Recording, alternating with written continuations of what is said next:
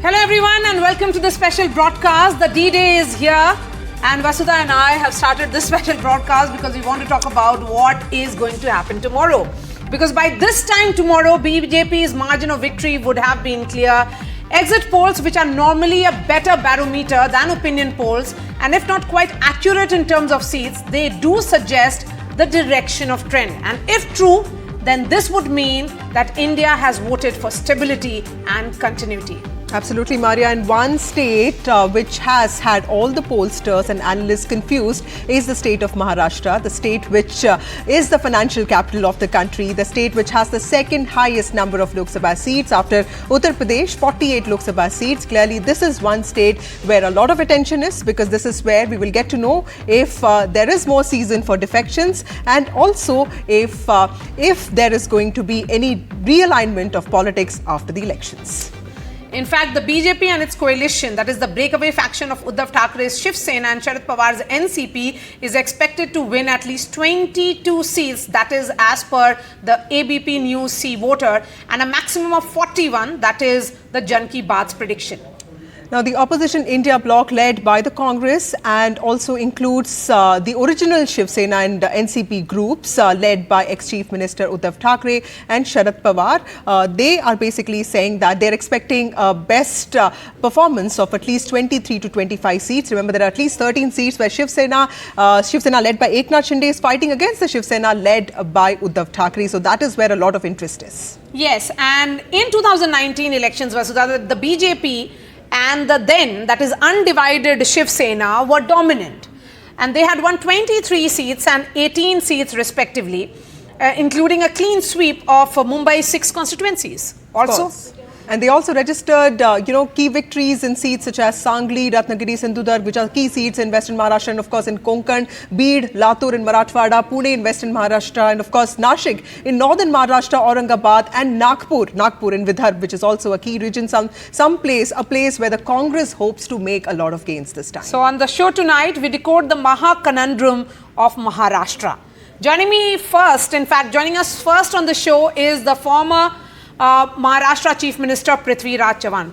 Vasudha, you want to begin? Thank you, Mr. Chavan, for speaking to NDTV. Sir, to start with, what are your expectations for the Maha Vikas Aghadi? I know you've clearly said that you don't want to speak on the exit poll numbers, but the Prime Minister has done over 20 events, including roadshows and public rallies in the state. The Modi factor is known to have a lot of resonance amongst the people of Maharashtra. How is your party looking at your own prospects? Yes, 20 compared to 7 in 2019. So yes, Prime Minister is focused on Maharashtra. It is an important state with second largest number of Lok Sabha seats. Well, the atmosphere is all muddied up by the exit poll figures. So let's not discuss what the exit poll numbers are saying. I'll tell you what I feel. I think the Maha Vikas Aghadi has fought a very good election. We coordinated very well at the ground level. Leaders also gelled very well. Although there was a little delay in seat finalization, which hurt us a little. But I think on the whole, the Maha Vikas Aghadi will get a majority in Maharashtra. That is more than half the number of seats of the 48. Mr. Chavan, some pollsters are predicting that Maharashtra could bring some cheer on the faces of opposition parties, including yours, while maintaining that the BJP will retain its performance. How much would you believe that, and what, according to you, are the issues that may have helped this coalition? Opposition, if it brings smile to the face of opposition, that's exactly what I said will happen. We will get a majority. That means we'll get more than half the seats. It could even go as high as 30 seats from majority in 24, 25 seats. I think we are going to get more seats at the Mahayuti, that is the BJP-led alliance in Maharashtra. We have fought a very good election. There were many issues like 14% minority Muslims, 2% Christians. Then the entire Dalit population voted to save the constitution. They have voted in the majority, whatever the exit numbers might say. The ground reality is that we are starting out with a very substantial support of the minority community and the Dalit community, and of course 50% farming community. 50% people earn their livelihood out of farming. They are very, very upset with Mr. Modi personally. And then there is the issue of corruption in Maharashtra, both political corruption and financial corruption as exposed by the electoral bond matter. Of course, we are not being able to reach the election bond corruption to the people because it happened fairly late. But the five issues, the berozgari, there's unemployment, the inflation, the farmers' issues, the corruption, and the Samvidhan Bachao, the constitution, save the constitution. We only focus on these five local issues, people's issues. While Mr. Modi tries to polarize the atmosphere on religious grounds. So let us see now, Maharashtra is largely a secular state. Okay. I don't think his attempt to polarize and get larger share of Hindu vote will succeed. But on the other hand, he has succeeded in pushing the minority vote into the opposition corner. But sir, despite being a national party, the Congress contested only on 17 seats in the state. We saw your own workers sort of fighting it out, getting miffed in places such as Sangli and also Mumbai. Do you think the party, a national party, could have given yourself a little more space, to your own party instead of giving a lot of seats to the allies? I think specifically on 3 seats, we had a very strong claim. The seat of Sangli, seat of Mumbai, South Central and Bhiwandi. But in a give and take, we ultimately had to concede all the 3 seats, which we were absolutely sure of winning. But let's not forget, when we sat down to discuss the seat allocation, we had only 1 Lok Sabha seat in 2019, as against 18 that Shiv Sena had. So they started with the position of strength, we started with the position of weakness. I think given the reality of 2019 election, we got 17 seats, we should have got 30, we should have got 20 seats, 3 more seats really. But in a very hard bargaining which took place inordinate time, the seat finalization was delayed quite a lot. It shouldn't have been. But ultimately we worked well together. We conceded the 3 seats to our alliance partners, 2 to Shiv Sena and 1 to NCP. But important thing is we worked very closely together, both at the ground level where the Karyakartas worked very closely, the election, the booth agents and the door-to-door campaigners, and also the leaders who campaigned in each other's constituencies and held joint rallies. Of course, the seat finalization took a little time, and that's why our campaign took off a little late. But I think we gelled well, and I think we'll get benefits of the 3-party alliance, which has worked very well. We have worked better than the BJP alliance, the Mahayuti alliance, which could not even finalize the seat much later than we had all finalized. So, one of the dominant narrative of this election, particularly in Maharashtra, was the infrastructure push of the BJP, what Mr. Modi had done for the state. Did the Congress find it difficult to counter that narrative? Because people were saying that Prime Minister Modi and his government built the Atal Setu in 7 years, despite the Congress being in power for 70 years. You couldn't do much for the state. Well, 2 things. Mr. Modi focused only on physical infrastructure, be it roads, the sea bridge or the railways and all that, airports. But he completely ignored the very important and very crucial infrastructure, which is the soft infrastructure, education, health, research, social security. And I think a country will pay heavily because of neglect of these areas. See, why is there an unemployment problem? Firstly, Mr. Modi has mishandled the economy. But the engineers and MBAs and other professionals that we are churning out are not employable because we are not focusing. There are 41% seats vacant in IITs. For the first time, IIT graduates have not been placed.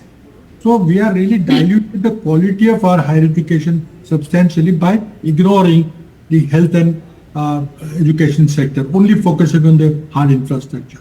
Hard infrastructure has appeal for a certain generation, husband and wife working in IT sector, and they say, look, Modi built Atal Setu, why could Congress do it in 70 years? What Congress did in 70 years, they laid a basic foundation of self-reliance for 250 public sector enterprises, where even a needle was not being made, we started making jet aircraft and all that. That foundation, the research infrastructure, the atomic energy, the space sector, all that infrastructure, the soft infrastructure as I call it, health, education and research, that infrastructure Congress laid. I mean, you don't see physically, it's not a touch and feel infrastructure like a 6-lane highway or a Atal Setu. But I think country will pay dearly for neglect of these important sectors. A last question to you, sir. How do you see the political situation in Maharashtra changing post Lok Sabha election, since assembly polls, also BMC elections are all round the corner? Do you see more defections in the coming days? I have already said in many times that 6 full-fledged political parties with MPs in Lok Sabha and many legislators in the assembly are not sustainable. So I see at least a reduction of 2 parties which fought the Lok Sabha election, 3 parties each in the 2 alliances. I think some realignment of forces, some parties merging into larger parties or dissolving into the larger parties. I think we'll go back to 2-party each alliance like we had for last 10-15 years to one right-wing alliance of BJP and maybe some Shiv Sena faction and largely a Congress left or center alliance. That's what I see. Individuals may shift. There'll be a greater pressure on the Eknath Shinde and Ajit Pawar faction to merge into a larger BJP. Right. So that kind of a movement I see, but I don't see anyone from Congress or Sharad Pawar's NCP or Uddhav Thackeray's Shiv Sena breaking away, leaving our MBA alliance and going into it. 1Z, 2Z, yes, we can always expect. Some people are facing some ED and CBI heat. Some people have been lured with Rajya Sabha seats, as in case of Ashok Chavan and Milind Devra. So, isolated case maybe, but mass scale, large scale defection from MVA is ruled. Right. So 6 political formations in a state like Maharashtra may not be sustainable, and tomorrow, Maria, we could actually get a glimpse of what the politics of Maharashtra could be headed towards. Joining us now to answer some very difficult questions on Maharashtra, or attempt to answer some very difficult questions on Maharashtra, Neerja Chaudhary, who's a senior journalist. We have Rohit Chandravarkar, who is, of course, an author and political analyst. We have Susiben Shah, spokesperson of the Shiv Sena led by Eknath Shinde. We have Sanjay Gupta, who is a leader of the Shiv Sena led by Uddhav Thackeray, and of course Clyde Crasto, spokesperson of the NCP led by Sharad Chandra Pawar, and we have Shazia Ilmi of the BJP joining us. Thank you all of you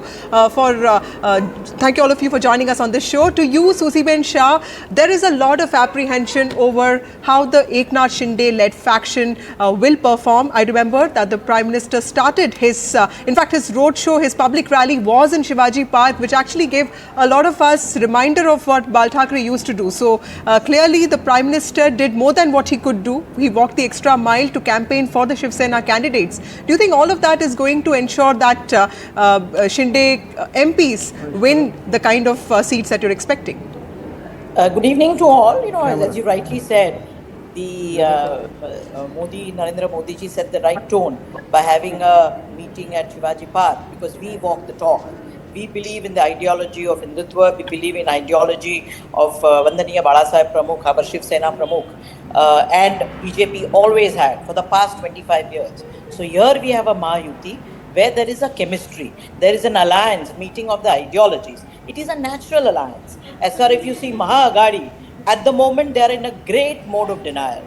I mean, everything is bad about this election and especially the exit polls. They are calling it fascist mindset. They are calling it planted exit polls, making wild and brazen allegations against the EC. All of them unfounded. But let me tell you this, on the ground, Mahayuti, along with BJP and Shiv Sena, have made effort, move tandemly, effortlessly, relentlessly. We work towards sending the message of development, of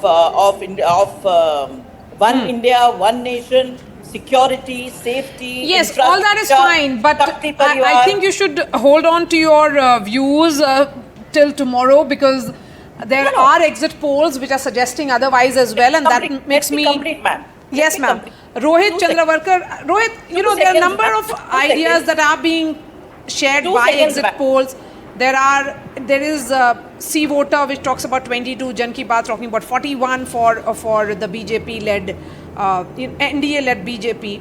But the larger question here is that which of the numbers would be the closest, because there is that sense that BJP may not be losing, but its alliance or the allies That's not true. could be at some could face some losses. Maria, there's been a lot of speculation, like you said, others said, Vasudha also mentioned about which way the results are going. See, 2 or 3 things, important things. There are about 20 seats in Maharashtra out of 48 where the fight is very close and they are kind of very unpredictable. About 28 seats are such that we more or less know which way, the result is going. To add to that, there are about 18 seats where last time the winning margin was more than 80,000 to 1 lakh. That is the BJP alliance winning with 80,000 to 1 lakh votes. Now, how will that change is kind of very interesting and very unpredictable. That is part 1. Part 2, at the beginning of the polls, there was speculation that everything is tilted in favor of Uddhav Thackeray Sharad Pawar alliance, Maha Vikas Aghadi. But as we proceeded during the last phases, now the picture seems to be that maybe it's going to be a little bit easier for Mahayuti, that is the BJP-led alliance, compared to what was predicted earlier. Interestingly, this is a picture which is exactly the opposite of the national picture. If you look at the national picture, you all know, I don't have to get into that, it is exactly the opposite kind of trend, where, as we proceed into the elections, the thing becomes easier for Mahayuti or BJP-led Aghadi in Maharashtra for various reasons, various factors. Okay. Last point is, there's going to be a clear urban-rural divide kind of a thing which I see.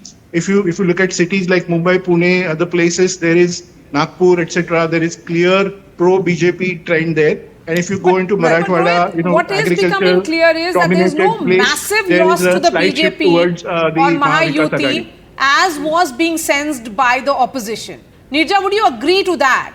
There were a lot of narrative and the chatter that Maharashtra could see massive losses for Mahayuti. But that's not what the exit pollsters are suggesting at the moment. I think the wisdom on the ground, if you Yes. talk to ordinary people, I traveled in Maharashtra, was 50-50. At one point, Sharad Pawar himself had said half and half. Yeah. He revised it later and gave MVA a bigger figure. But generally, people feel that if MVA gets more than around 20 seats also, the game will open up for the assembly elections that are due in October.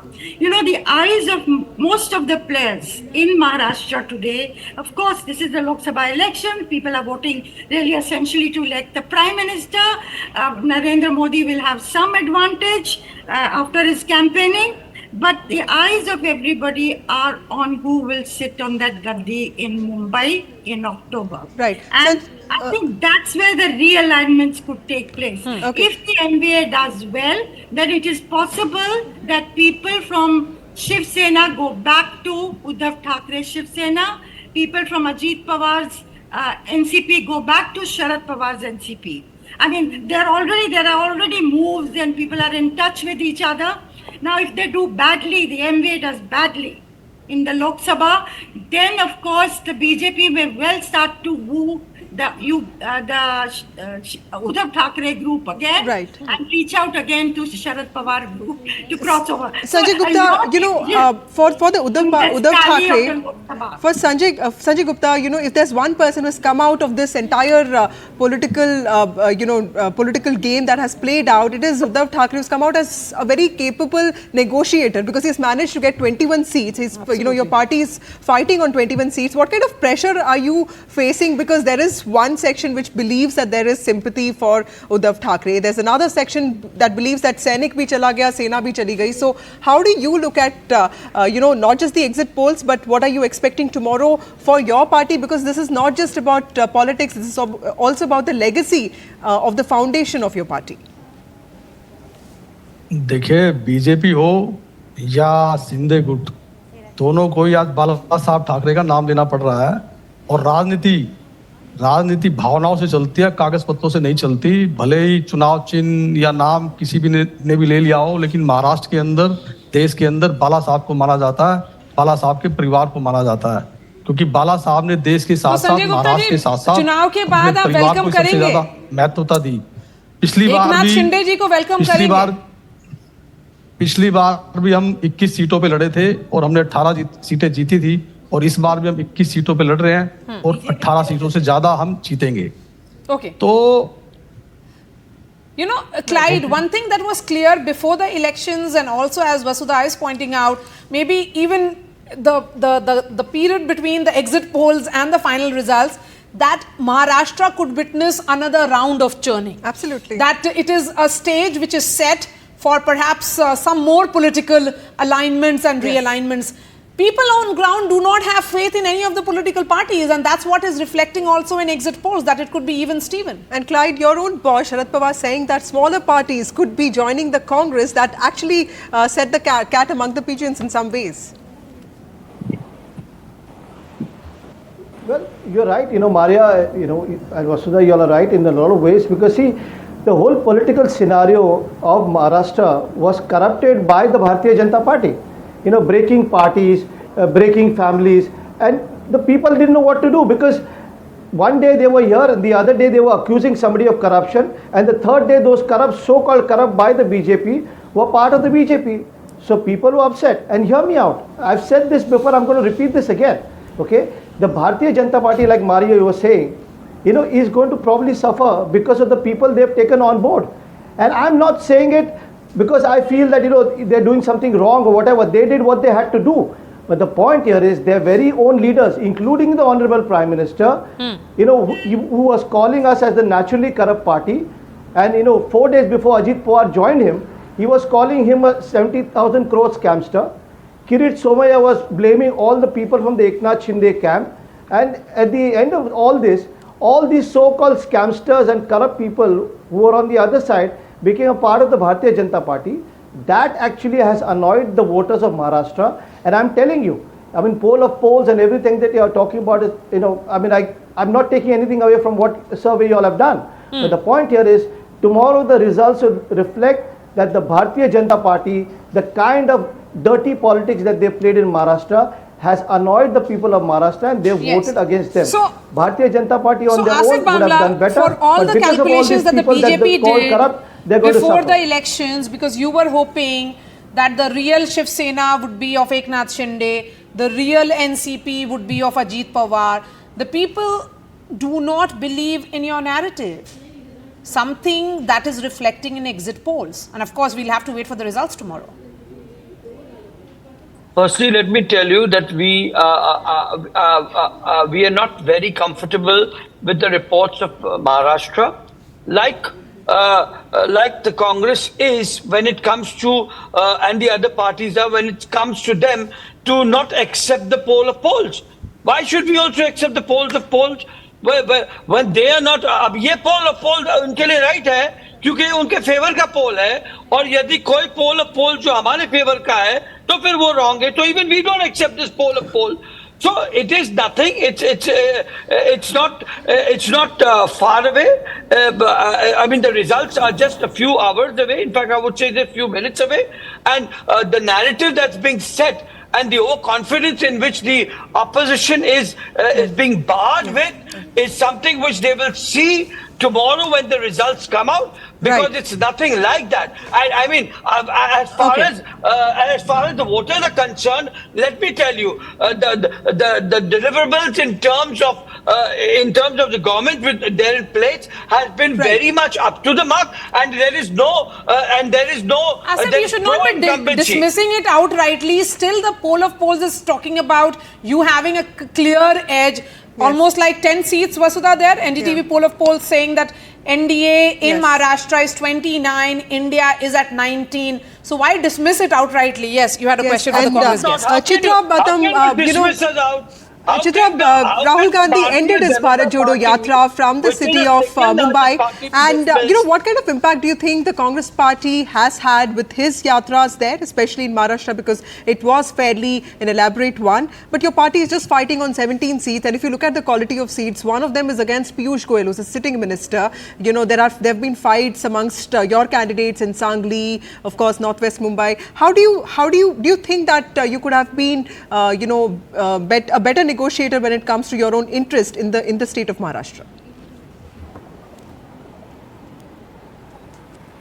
Well, Maria, I would just like to say that the bigger question or the bigger challenge, facing us was to defeat the fascist government, okay, which had the anti-Maharashtra or anti-people's interest at their heart, always.